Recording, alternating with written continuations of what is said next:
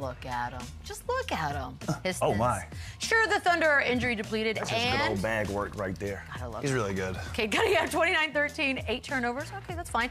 Reminder, though, OKC, no SGA, no Jalen Williams, no Chet, no Hartenstein, no AJ, no Caruso, and Isaiah Joe didn't play in the second half. Hip thing, but those can be tricky games. So I'm proud of Detroit. They're also coming off of a weird loss to the Spurs. So let's talk about Cade's performance first. That's a nice little reminder of who he is. It was a bounce back game to me, and the thing that made me proud, he set his tone on the defensive end. You know what I mean? Like, he had 3 steals, 3 blocks. But that's what you need, especially from your best player. If your best player is setting the tone on the defensive end, everything is going to flow for you on the offensive end. The funny thing is, I complained about how he started the San Antonio game. I was like, a free throw line floater as your first attempt in the game. I don't know about that if you're trying to catch a rhythm.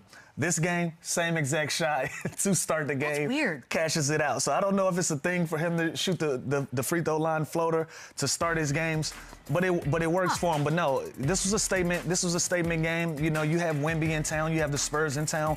One of the top teams in the West. You want to play your best. You want to send a statement. You know, they didn't have the greatest second half, and so then right after that game, you have OKC come in, another opportunity for you to make a statement against another top team in the West, and it goes your way. You know, obviously OKC had their fair share of injuries, but like you just mentioned, those games can trap you. Those can be trap games and put you in a position. So OKC going out having 4 guys go get 20 that's not their marquee guys, and they were damn near in their 3rd string yesterday, and they still were in a competitive position to win that game until Detroit decided it was enough. So great bounce-back game for Cade, nothing short of what we expect from him. Yeah, this was a mature game. This is what you want to see from your best player. This is what you want to see from your MVP, and it's not to let things drag, and it's not to have multiple bad games, and he didn't allow that. And again, I don't care who is in for Oklahoma City Thunder.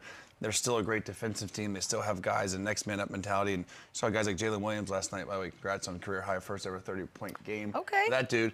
But Cade Cunningham, he put that aside. He moved on. That's what you have to do in the NBA season. It's such a long season, and you have to have a short-term memory, and that's exactly what he did.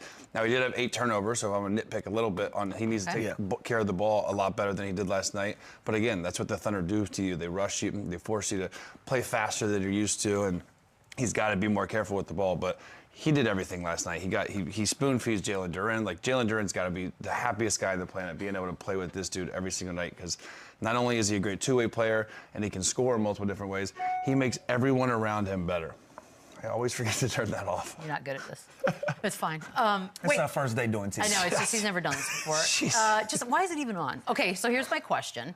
Because, 5 of the top 6 scorers for OKC are not in this thing. And by the way, that's we can't talk about how deep they are as a team and then try to use it as an excuse. But that being said, if you're the Pistons, if you're JB, like, what are you sort of trying to learn from it being a little closer than maybe you should have been? Well, I think you want to just put them away early, right? You don't. This was a game. Like, they could have lost this game. If they get a couple of bounces the other way, they could have lost this game. But what's interesting to me is, I don't want to say it because the Thunder are so respected. I think they're like the kings of load management and not play. Like, go on. Like, you know what I mean? Like, these guys. They sit guys. Conspiracy theory. I'm saying they sit guys that I promise you, if it was the playoffs or Game 7, could play every single night. Now, again, it's smart. It's a long season. They're deep. They're working all their guys in. They have the luxury to do that because they're such a deep team. But these guys, every single night, I don't know who. I don't know who. Like, if I was a gambling man, I could never bet on them because I don't know who's playing that night, and it doesn't matter. Again, that's kudos to their depth. That's fine. Yeah. But the point. Holy moly. I don't know who's going to play for the Thunder that night. Did you holy moly us? I did. Wow, and it's very interesting because, again, how do you scout for this team? Because you have to cover every single person on the roster. I mean, Jeremy McCain had 20 last because you don't know who's going to play that night. And again, it's great for them because they have that flexibility to do that. But I feel like they're not hurt. Like, if it was the playoffs right now, I think all of them would play. Okay. I think they have some injuries and some knick-knack things. But what they should be cautious of is rhythm. Like, we're getting to the nitty-gritty of the season, and you have a lot of your marquee guys out, and you have a lot of your role players out. You got to start building that rhythm, not only just for yourself. If you look around the league, a lot of teams, they're tooling up to get ready for a playoff run. Everybody is starting to look better. Like, you look at Detroit.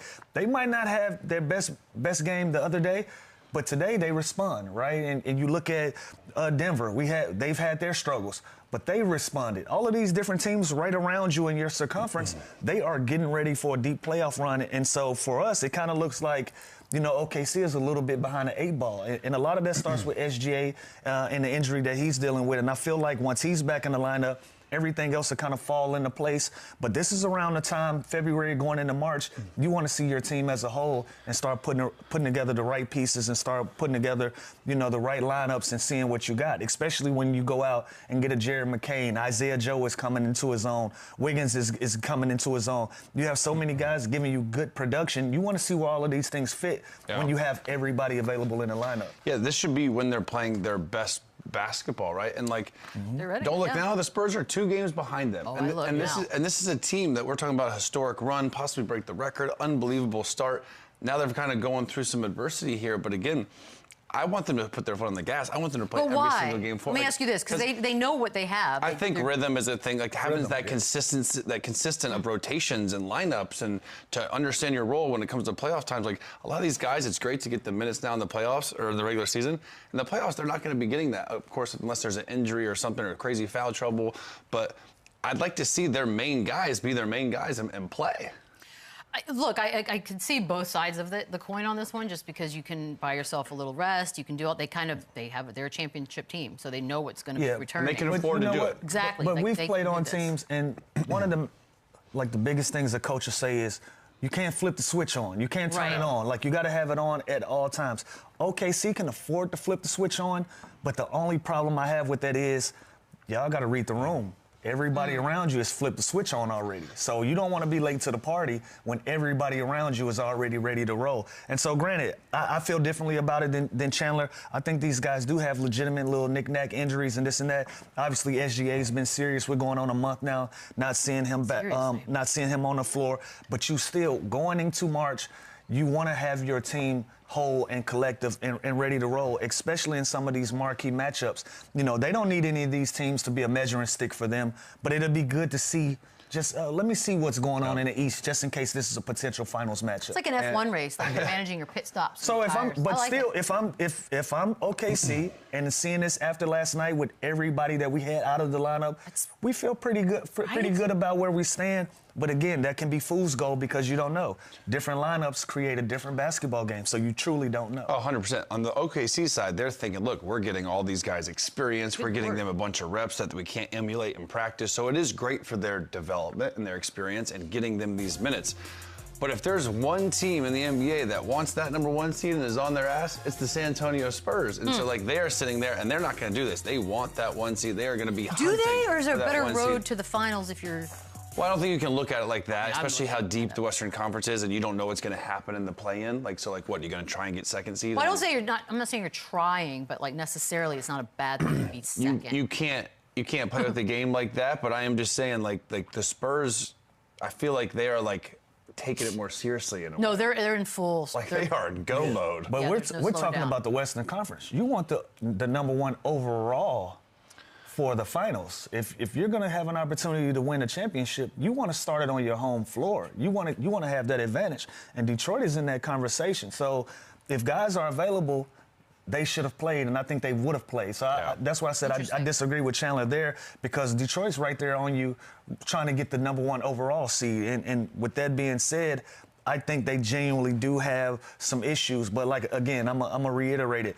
I think they need to be whole at this time of the season, because a lot of these teams are gearing up and they're readying up, and you just don't want to be late. What is there, 22 more games left? It's time to go. It's go time. By the way, I want to get to the Spurs thing in a second, and specifically to the Thunder, but real quick, if this was a finals, like if this is what we ended up with in the finals, who are you taking OKC for sure? It's a high chance this is the finals. I know, that's what I'm saying, like this legitimately. I'm taking OKC. Again, we haven't even seen, we have a small sample size of their team full and complete, and again, they can afford that luxury of foul trouble or, you know, deeper rotation or deeper bench, and you can go to guys like Wiggins that are proven, Isaiah Joe. This guy, Jared McCain, who, again, I've said this all the time, this guy was a runaway MVP, Rookie of the Year last year until he got hurt. He is a stud. They just got him for like a first-round pick next year and a couple other second-round picks. It's crazy how deep they are. So, yes, I still think he's the favorite. Yes, I still think SGA is the MVP favorite. They're just, however, now he's getting close to the game minimum. So I think the Thunder, I think they need to put it in gear here. The Spurs thing, they did win their 10th straight last night up north in old Toronto. 2 games back, ladies and gents. It's crazy. Look at that. What kind of chance are we giving the Spurs to finish in that one spot come April? I think high, Lou. I hate to say it. I think high. I don't think they actually get it, but they've put themselves in a position. And they do have the tiebreaker. Yeah, and For real. That's a fact. They do have the tiebreaker. You have the tiebreaker twice. That's how much they have the tiebreaker. They also have the 5th toughest remaining schedule, and the Thunder have the 21st. Yeah, that part's lame. We don't love that, but yeah. Yeah, I put it high. I give them a great opportunity, but I don't think they actually do it though. I think everyone's talking how great the Thunder are, and the Spurs kind of had their number this year. I think the Spurs, like I said earlier, I think they want it. Like I think they are going to be gunning for that #1 spot, while the Thunder are going to try and coast and be fully healthy come playoff time. I don't think either of them care really, because 1 or 2 seed, I think they're the best 2 teams in the conference. Yep. But I think the Spurs want it more than the Thunder. I really do. Isn't that great? I mean, for you, sure. By the way, Friday night, kind of fun, because OKC hosts Denver, and the Pistons are going to host Cleveland. So Friday night hoops is going to be Great games. Good watches for both of them. Speaking of